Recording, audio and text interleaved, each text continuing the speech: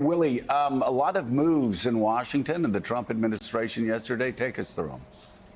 All right, well, let's start with Mike Waltz. He no longer is the national security advisor. President Trump made that announcement yesterday on Truth Social, saying he instead is nominating Waltz to be UN ambassador. Secretary of State Marco Rubio will now serve as the interim national security advisor while holding on to his current positions. He's got a few of them. The deputy national security advisor, Alex Wong, also leaving the Trump administration.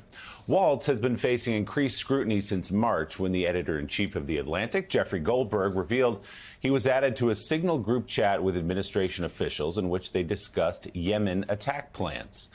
Waltz took responsibility for creating that chat and for accidentally adding Goldberg. At that time, Trump publicly stood by Waltz, telling reporters Waltz had learned his lesson and that he's a good man. Last week, in an interview with The Atlantic, the president said Waltz is, quote, fine, despite being beat up by the Signal chat controversy. Now, The Atlantic reports Waltz's issues within the Trump administration predated that scandal. People familiar with the matter say Waltz did not work well with senior members of the Trump team and could not prove to the president he was able to manage his own staff. Yesterday, Waltz acknowledged the change in his role, writing on social media, "I am deeply honored to continue my service to President Trump and our great nation." Vice President J.D. Vance told Fox News this should be seen as a step up for Waltz. He wasn't let go. He is being made ambassador to the United Nations, which, of course, is a Senate-confirmed position. I think you can make a good argument that it's a promotion. But we brought Mike on to do some serious reforms of the National Security Council. He has done that. I think the media wants to frame this as a firing. Donald Trump has fired a lot of people. He doesn't give them Senate-confirmed appointments afterwards. What he thinks is that Mike Waltz is going to better serve the administration, most importantly, the American people in that role, and I happen to agree with him. So, David Ignatius, you've been reporting on this story quite a bit. Mike Waltz, maybe never a favorite of the diehard Trump loyalists. On the other hand, Pete Hegseth, the defense secretary, who, as we heard many senators saying yesterday, thought he should have been the one to lose his job. He hangs on to his job, a little bit more popular with the MAGA movement. So what's your sense of what exactly happened here? So, Willie, I'd say, first of all, Waltz is the fall guy for what we call Signalgate. He originated the chat. It seems he had Jeffrey Goldberg, our Atlantic friend, on his contact list, and somehow he got in that chat. So that's a part of this. There have been rumors for many weeks that the White House was interviewing for a successor to Waltz as national security advisor. A lot of people, it said, didn't want the job, were nervous about it. I reported this morning that beneath the obvious explanation of Signalgate, you see all the cross currents, ideological, personality, other factors beneath Trump. Trump is really the only solid pole in his administration. Beneath him, I said there are really three discernible groups. One is around J.D. Vance. We'd call them the kind of MAGA believers, strongly supported by Trump's own son, Donald Trump Jr., is playing a role in this administration, very much like Jared Kushner and his wife Ivanka, Trump's daughter, played in the first Trump term. There's another group that I'd say Waltz was part of, the traditional national security Republicans, and then there's a third fascinating group, the big business billionaires, the oligarchs. Elon Musk, obviously, Scott Bessent, the Treasury Secretary, Howard Lutnick, the Commerce Secretary. So there is this ferment underneath Trump, and we saw a bit of it, I think, in yesterday's action. Waltz will be away from the White House, where there wasn't good chemistry between him and Trump. And interestingly, Marco Rubio, who used to be seen as on the outs, has managed to charm his way into Trump's inner circle, has been very supportive. You never see Marco Rubio say anything but, great job, Mr. President. He's now going to be at Trump's side as the temporary national security advisor. So, Trump world spins underneath, but you must, recognize that there is one person making policy. Don't know what it is from day to day sometimes, but that's Donald Trump. Yeah, the guy you used to call Little Marco is now doing the full Kissinger. I mean, Secretary of State, National Security Advisor.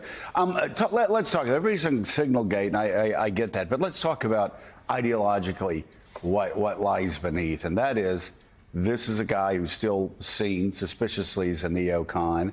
He's been pushing hard for tough sanctions, real sanctions against Putin and Russia if they don't come through on the ceasefire.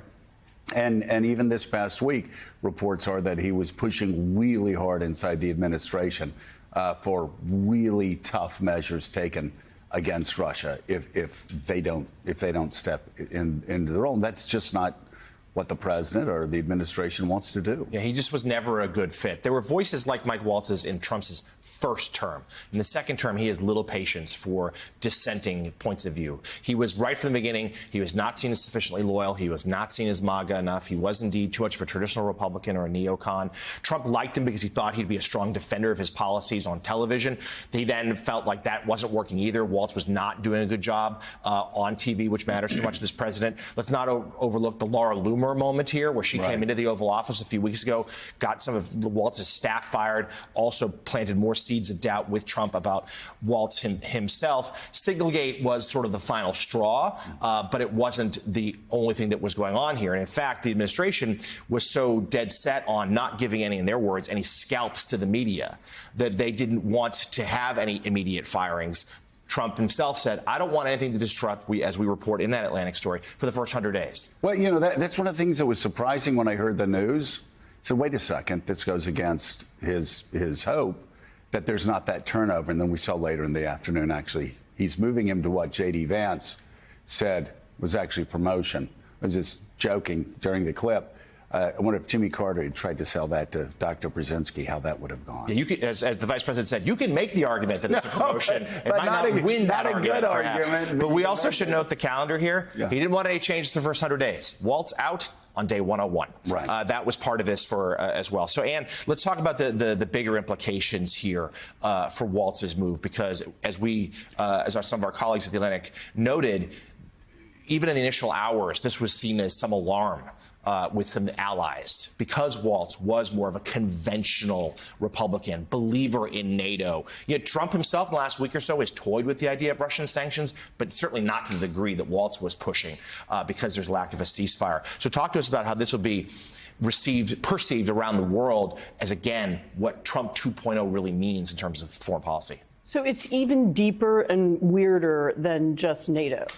What we're seeing is a kind of patrimonialist, a paternalist administration where only one person makes decisions. Trump decides, Trump takes away, Trump wakes up one morning and he says mean things about Putin, and he wakes up the next morning and changes his mind. And that's very, very hard for American allies, for American partners, for American trading partners to understand and to be able to plan. They don't have anybody to talk to in this administration. They're not sure when they speak to somebody at the National Security Council, are they speaking to someone who represents the president? When they talk to someone at the State Department, is it someone who represents the president? Even the fact that Marco Rubio is now Secretary of State, acting National Security Advisor. He's also acting head of USAID, and I believe he's still acting head of the National Archives. Yes, 4 jobs. That's right. That's right. So that's not a good sign. It means that none of these institutions is being properly run or properly taken seriously, or his real leadership. And that's confusing for anyone who's trying to plan a strategy, who's trying to understand how to talk to the United States, how to understand what our trade policy is, our NATO policy, our military policy. And by the way, Ann, that's not just among the chocolate makers of Europe, as Rumsfeld would say. These are some hardcore supporters of Donald Trump across the world. You go through the Middle East, and and they will say, well, there's some good things. We can get things done more quickly. We don't have to worry about the red tape, and that's great. But just like you said, every morning they wake up, they're wondering, which direction is he going to go today? What are we going to need to change today? Yeah, I talked to a Middle Eastern ambassador not that long ago who was from a Trump country that's very pro-Trump and is very excited about him having won the election. And it was exactly that kind of caution. So, OK, it's great that he's there, but, he had one policy on Gaza a couple weeks ago, and he might have a different one next week. And he's not very interested in the details of actually how what's going to happen to the Palestinian people who live there. He doesn't care about them. And we're not sure who else around him is going to be making that decision, if anybody. Yeah. Well, I guess, David, one of the people that won't be is Mike Waltz. J.D. Vance's line about this being a promotion was just mildly less implausible than Senator Mullins, who said yesterday that what actually this was about was Waltz wanting to spend time with his young family. And the idea that you would then take on the UN ambassadorship because you wanted family time. But anyway, he seemed to insist that was the case. One thing that I have heard is that this was from the groups, the sort of three groups that David Ignatius was laying out, that the first group with the J.D. Vance, who are the real hawks, and Don Jr., is that they also are looking at Iran and Russia. And they felt that Mike Waltz was being too tough on Iran, and they also felt they didn't want him to push Russia as hard as he's been pushing from within the White House. Can you lay out that theory anymore and why that might have got Waltz out of sorts with the president in the White House? Because I think it's pointing out this basic problem of the president achieving what he promised. There's no peace in Ukraine after a single day. He's talking about an Iran deal that looks a lot like the Obama deal with Iran that he canceled. And it's not a promotion. If there's a backwater for the Trump administration, it's the UN. And the broader problem is just the utter lack of experience on the entire national security team. Other than Marco Rubio, who has tremendous experience in Congress, you've got Pete Hegseth, who's struggling to run the Pentagon. Waltz is now out, and he's a decorated Special Forces soldier. He served this country incredibly well and was put in a very difficult position. He had no experience to serve as National Security Advisor. So you see this over and over again. The loyalty to the president, people who will message and give these sort of simple answers to the MAGA base, and change and chaos and instability. It's similar in some ways to the first term. We should note some of the political implications here. This does seem to buy Hegseth some time, but Mike Waltz now has to go to a confirmation hearing. Signalgate is going to dominate that hearing. Not great for him, but also going to revive some questions about Hegseth, no doubt, and that whole scandal, Joe. And we should also note that the Trump administration picked 3 Republicans from the House to fill positions within the administration. Matt Gaetz never made it. Elise Stefanik had to be withdrawn from UN ambassador. Right. And now Mike Waltz, losing the National Security Advisor, yes, gets a consolation prize in Turtle Bay, but gave up a very safe congressional seat for a pretty tough 100 days. Yeah, and most likely a tough election coming up next year. So.